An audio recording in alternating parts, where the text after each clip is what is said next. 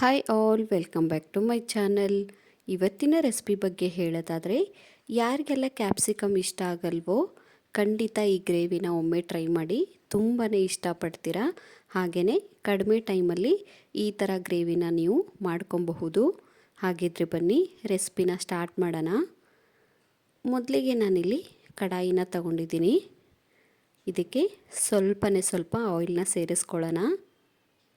ಜಾಸ್ತಿ ಹಾಕ್ಕೊಳ್ಳೋಕೆ ಹೋಗಬೇಡಿ, ನಾವು ಬರೀ ಕ್ಯಾಪ್ಸಿಕಮ್ನ ಫ್ರೈ ಮಾಡಬೇಕಾಗತ್ತೆ. ಅದಕ್ಕೆ ಸ್ವಲ್ಪನೇ ಆಯಿಲ್ನ ಸೇರಿಸ್ಕೊಳ್ಳಿ. ಹಾಗೆಯೇ ಕಟ್ ಮಾಡಿರುವಂಥ ಕ್ಯಾಪ್ಸಿಕಮ್ನ ಸೇರಿಸ್ಕೊಂಡು ಚೆನ್ನಾಗಿ ಇದನ್ನು ಫ್ರೈ ಮಾಡ್ಕೊಳ್ಳೋಣ.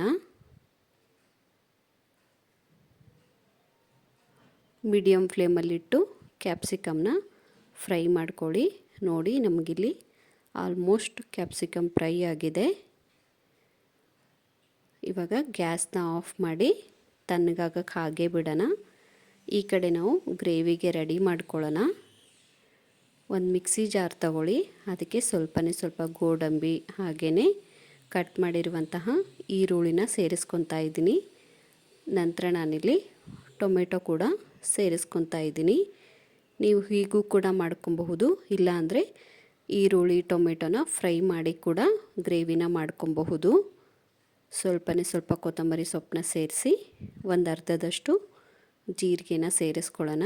ಹಾಗೆಯೇ ರುಚಿಗೆ ತಕ್ಕಷ್ಟು ಉಪ್ಪನ್ನು ಕೂಡ ಸೇರಿಸ್ಕೊಳ್ಳಿ.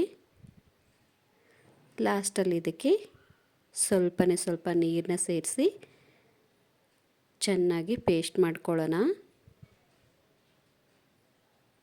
ನೀವಿಲ್ಲಿ ನೋಡ್ತಿರ್ಬೋದು, ಇಷ್ಟು ನಮಗೆ ಪೇಸ್ಟ್ ರೆಡಿ ಆದರೆ ಸಾಕು. ಇವಾಗ ಇದನ್ನು ಪಕ್ಕಕ್ಕಿಟ್ಟು ಒಗ್ಗರಣೆಗೆ ರೆಡಿ ಮಾಡ್ಕೊಳ್ಳೋಣ. ನಾನಿಲ್ಲಿ ತಿರ್ಗಾ ಸ್ವಲ್ಪ ಆಯಿಲ್ನ ಸೇರಿಸ್ತಾ ಇದ್ದೀನಿ. ಆಯಿಲ್ ಬಿಸಿ ಆದ ತಕ್ಷಣವೇ ಅಚ್ಚ ಖಾರದ ಪುಡಿನ ಬಳಸ್ತಾ ಇದ್ದೀನಿ. ನೀವು ಖಾರ ಜಾಸ್ತಿ ಅಂದರೆ ಜಾಸ್ತಿ ಸಹ ಸೇರಿಸ್ಕೊಬಹುದು. ನಾನಿಲ್ಲಿ 1 ಸ್ಪೂನ್ ಆಗುವಷ್ಟು ಅಚ್ಚ ಖಾರದ ಪುಡಿನ ಬಳಸಿದೆ. ಹಾಗೆಯೇ ಸ್ವಲ್ಪ ಅರಿಶಿನ ಪುಡಿ ಕೂಡ ಸೇರಿಸ್ಕೊತಾ ಇದ್ದೀನಿ. ನಂತರ ರುಬ್ಬಿಟ್ಟಿರುವಂತಹ ಪೇಸ್ಟ್ನ ಸೇರಿಸ್ಕೊಳ್ಳೋಣ. ಒಗ್ಗರಣೆ ಕೊಡೋವಾಗ ನೀವು ಲೋ ಫ್ಲೇಮಲ್ಲಿಟ್ಟೆ ಒಗ್ಗರಣೆ ಕೊಟ್ಕೊಳ್ಳಿ. ಇವಾಗ ನೀಟಾಗಿ ಪೇಸ್ಟ್ ಹಾಗೆ ನಾವು ಹಾಕಿರುವಂತಹ ಮಸಾಲೆನ ನೀಟಾಗಿ ಮಿಕ್ಸ್ ಮಾಡ್ಕೊಳ್ಳೋಣ. ಹಾಗೆಯೇ ನಾನಿಲ್ಲಿ ಗರಂ ಮಸಾಲ ಮತ್ತು ರುಚಿಗೆ ತಕ್ಕಷ್ಟು ಉಪ್ಪನ್ನು ಕೂಡ ಸೇರಿಸ್ಕೊಂಡಿದ್ದೀನಿ. ತಿರ್ಗಾ ಇದನ್ನು ನೀಟಾಗಿ ಮಿಕ್ಸ್ ಮಾಡ್ಕೊಳ್ಳೋಣ. ಇವಾಗ ನಾವಿಲ್ಲಿ 1-2 ನಿಮಿಷ ಇದನ್ನು ಹಾಗೆ ಬಿಡೋಣ. ನೀವಿಲ್ಲಿ ನೋಡ್ತಿರ್ಬೋದು ಆಯಿಲು ಯಾವ ರೀತಿಯಾಗಿ ಫಾರ್ಮ್ ಆಗಿದೆ ಅಂತ. ಈ ಥರ ಆದರೆ ನಮಗೆ ಹಾಕಿರುವಂಥ ಐಟಮ್ ನೀಟಾಗಿ ಬೆಂದಿದೆ ಅಂತ ಅರ್ಥ. ಇವಾಗ ಫ್ರೈ ಮಾಡಿರುವಂತಹ ಕ್ಯಾಪ್ಸಿಕಮ್ನ ಸೇರಿಸಿ ಗ್ರೇವಿ ಜೊತೆಗೆ ನೀಟಾಗಿ ಮಿಕ್ಸ್ ಮಾಡ್ಕೊಬೇಕಾಗತ್ತೆ. ಹಾಗೆಯೇ ನಿಮ್ಗೆ ಯಾವ ಕ್ವಾಂಟಿಟಿಗೆ ಬೇಕೋ ಅಷ್ಟು ನೀವು ನೀರನ್ನ ಸೇರಿಸ್ಕೊಬಹುದು. ಇವಾಗ ಇದನ್ನು 1-2 ನಿಮಿಷ ಕುದಿಯೋಕೆ ಹಾಗೆ ಬಿಡೋಣ.